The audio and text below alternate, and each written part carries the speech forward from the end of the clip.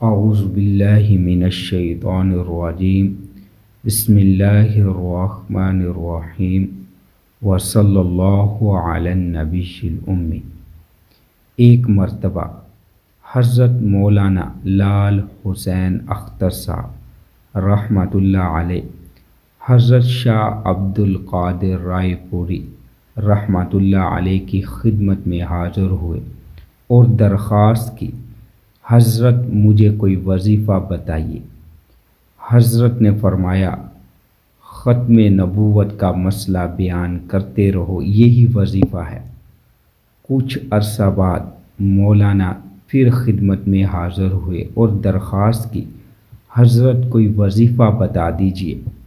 حضرت رائے پوری رحمۃ اللہ علیہ نے پھر فرمایا، ختم نبوت کا کام کرتے رہو، اس کی حفاظت ہی سب سے بڑا وظیفہ ہے۔